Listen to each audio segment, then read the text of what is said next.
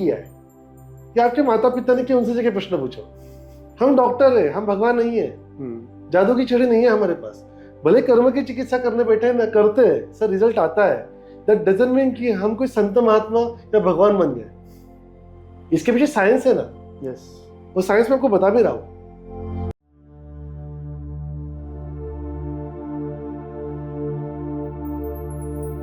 तो इस केस में हम डिसकलरेशन को नॉर्मल कलर में ला सकते हैं, पर वो परमानेंट ऐसा ही रहेगा इसकी गारंटी नहीं दे सकते।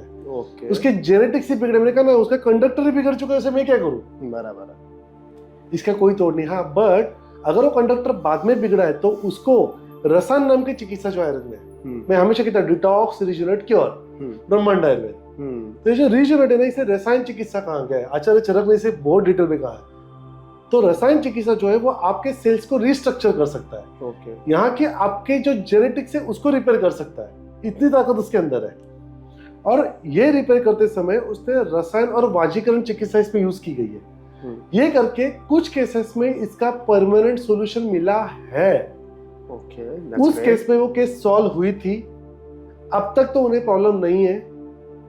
उस बच्चे की शादी भी हो गई। तो मैंने उन्हें कहा था, आप जब बेटा प्रेगनेंसी की सोचोगे ना, तब मेरे पास जरूर आना, आयुर्वेद की शोधन चिकित्सा करना, रसायन करना, फिर बच्चों पैदा करने की सोचना, गर्भ संस्कार करना।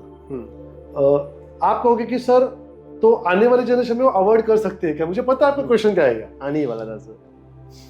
हम सर 16 साल से 17 साल से प्रैक्टिस कर रहे हैं, हमें लोगों के प्रश्न पता होते हैं। इस प्रश्न का उत्तर है, उन्हें प्रॉब्लम हुई, उनके बेटी को 16 साल के बाद हुई, अब उनकी प्रेगनेंसी रहेगी 25-26 साल में, उनके बच्चे को आएगी उनके 16-17 साल बाद। सर मेरी एज ही सिर्फ 40 से बिलो है, कितना काम करूं? क्लिनिकल ट्रायल देखो तो उसमें एक टाइम पीरियड लगता है। तो कुछ चीजों का अश्योरेंस क्यों नहीं देते कि उसमें टाइम पीरियड का लिमिटेशंस है। यस सर, 3 जनरेशन की स्टडी कर रहे हैं, इट्स नॉट अ जोक। और ये अजम्पशन है पिछले जनरेशन का। ये जनरेशन का अजम्पशन पे हम चल रहे हैं, और अगला क्लिनिकल ट्रायल जब होगा ना, इसमें कम से कम 20-25-30 साल चले जाएंगे।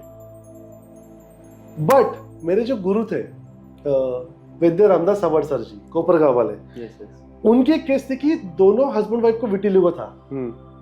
रीजन क्या था मुझे पता नहीं, क्योंकि तब मैं उनके अंडर सीखने वाला एक स्टूडेंट था। तब उन्होंने उनकी प्रेगनेंसी में उन्हें कुछ उपाय बताए थे एज अ रसायन करना। और जब उन्हें बच्चू हुआ था तो वो बच्चू नॉर्मल था। उन्होंने उनके बुक्स में भी केस लिखी है, और ये जो लिखी है, पर वो केस मैंने खुद मेरे आंखों से वहां रह के देखी है, मेरे सामने हुआ था। उनका बच्चू नॉर्मल था, और आज भी उनके कुछ कॉन्फ्रेंस में मेरे सर बताते हैं कि आज भी वो बच्चू नॉर्मल है। उसे अब तक तो विटिलिगो नहीं हुआ। मतलब ये अवॉइड कर सकते हैं नेक्स्ट जनरेशन में। आयुर्वेद जेनेटिकल लेवल पे काम करता है, इसका ये प्रमाण है। क्लिनिकल ट्रायल करने के लिए 50 साल का अवधि चाहिए, और एक रिसर्चर को 50 साल, मतलब रिसर्चर बनने के बाद अगर मैं 25 साल में रिसर्चर बनूं तो मुझे up to the age of 75 काम करना पड़ेगा एक चीज के पीछे। इतना फंडिंग लगेगा, सोचिए। तो कुछ चीजें ना पॉसिबल है, पर टाइम कंज्यूमिंग है। तब तक ये जो प्रमाण है उसे गृहित धरो, आगे तो चलो, एटलीस्ट हमारे पास सोल्यूशन है। यस। तो अगर आप विटिलिगो के शिकार हो, Ayurveda is the best solution. और ये माता पिता से भी ट्रांसफर होता है, और ट्रांसफॉर्मेशन रोक भी सकते हैं, रोक सकते हैं, इसे चेंज कर सकते हैं। जेनेटिक्स को रिपेयर करना पॉसिबल है। एटलीस्ट आप अफेक्टेड हो, whether it is a hormonal, whether it is a vitiligo, और वेदर इट इज व्हाटएवर।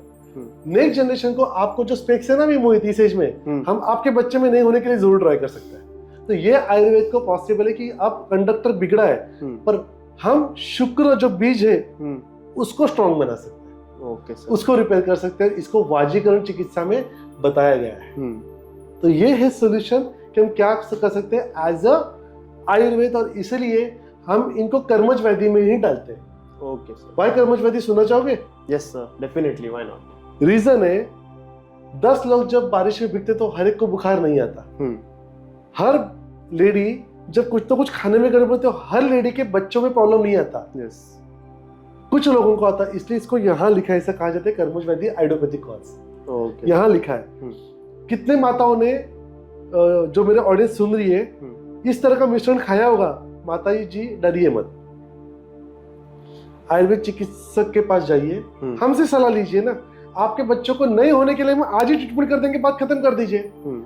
अगर मेरी माता को डायबिटीज था तो मुझे भी पता है कि उनको किस एज में था और मुझे हो सकता है, तो पहले से ही प्रिकॉशन लूं तो Yes, sir. डायबिटीज होगा ही नहीं। Yes. तो डर मत जाइए, हम होने ही नहीं देंगे। There is called the preventive measures of Ayurveda. इसके बारे में आयुर्वेद ने दुनिया में सोचा है कि न होने के लिए क्या करो। और इसलिए कर्मज व्याधि इसलिए है कि सब माताएं जब इस तरह का मिल्क शेक लेती है, फ्रूट एंड दूध एक साथ देती है, तो सब बच्चों को ये नहीं होता। कुछ बच्चों को होता है, क्योंकि यहाँ लिखा है इसलिए तो उसको कर्म कैटेगरी का है। और उसकी ट्रीटमेंट में हमें कर्म की अलग अलग चिकित्सा करनी पड़ती है, जो आने वाले काफी पॉडकास्ट में, ये तो हम मेडिकल केसेस डिस्कस कर रहे हैं, हम तो बहुत सारे out of box cases discuss करेंगे, तब इसकी चर्चा जरूर करेंगे, मैं आपको प्रॉमिस करता हूँ आज। Yes, और sir. ये जो यूट्यूब पे सुनते हो ना, ये हुआ था, उसके अंदर से कोई और बात कर रहा था, ये केसेस भी हम जरूर सॉल्व करेंगे। और उसमें क्या अनुभव थे, एज अ डॉक्टर मैं क्या सोचा था, as a spiritual Guru, as a researcher मैं क्या सोच रहा था उस समय पे, मुझ पे क्या बीती होगी आप सोचिए, मेरी कंसिडरिंग माय एज, मैं जरूर आपसे शेयर करूंगा। लेकिन मुझे लगता है हर चीज का एक योग होता है। बराबर है सर। कहते हैं ना कि उस चीज को उतनी बताओ। और एक चौथी केस आपने मुझसे पूछी तो अतियोग हो जाएगा अभी और अजीर्ण भी हो जाएगा।